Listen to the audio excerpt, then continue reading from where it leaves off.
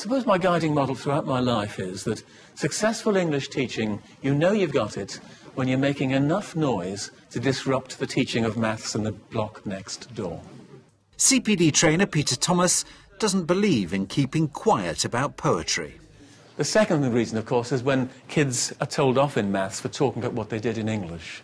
That's good. I like that. Peter's sharing some of his all-time classroom favourites to inspire teachers to find new ways to teach the subject. We want to reproduce the movement of a steam locomotive and its train, but we also want to get into shifting moods and attitudes. There'll be some kids in your class who just follow the noise, and there'll be some who perhaps decide to do a little bit of whatever the rhythm is. And there'll be some who have part, non-vocal, non-literary, in that production. I wrote Lament for Steam for a group of Year 7 boys, and over the years I've used it and used it and used it, and never has anything so spontaneously created for a particular purpose served me so well. It's gone now, mighty steam, forever, together with those sounds that never fail to thrill, but still to those who have imagination, those old sounds still haunt this empty station.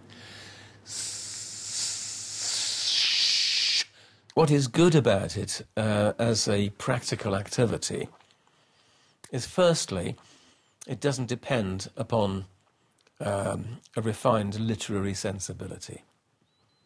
It depends upon thinking, so it's a train. This exercise is more about the performance than the poem, so it can draw in even the most reluctant student. Now, let's take the two tables over by that side, and let's hear you on this bit here. 1, 2, 3. Sleek and black the engine stands, its 462 wheels on the band. It's not intellectually challenging. It is simply a sensory experience you share with others. You just do it. Do it with gusto. Swap around the parts. Sometimes I do part A is boys, part B girls.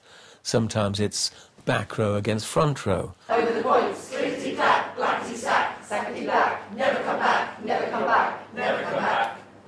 Nobody's got the whistle. Normally with youngsters, I will get them before they do the whole line. I will say, let me hear your B. B. 32 kids going, B. And for a lot of kids, they have never enunciated. They never thought about their vocal equipment. They never thought about the lip muscles that require tensing through pursing the lips in order to gather in the air. And then, in a powerful expulsion, pistons thump, pressure builds. They need that experience to appreciate the raw sensory appeal of sound in language. So you got s, you got sh, you got k, you got p. There's a lot for your gobs to do. I wasn't looking for language which is metaphorical. I was looking for language which is physical. And again, to get them to do the k, k, k, and the s, s, s. All together. Suddenly a piercing shriek screams forth, the pressure's built enough. Enough. Enough. Enough, enough, enough. And inevitably, kids are better at whistling than I am. And there will always be someone in the class who does an authentic, vanishing whistle. So that may be for the one lad, perhaps, in the class who's never going to be good at writing about poetry. But if he always remembered I did the best whistle at the end of that funny poem about trains, I'll settle for that. Over the points, along the tracks, over the points, sleek and black, over the points, clickety-clack, blackety-sack, sackety-black, never come back, never come back, never come back. We've got the whistle.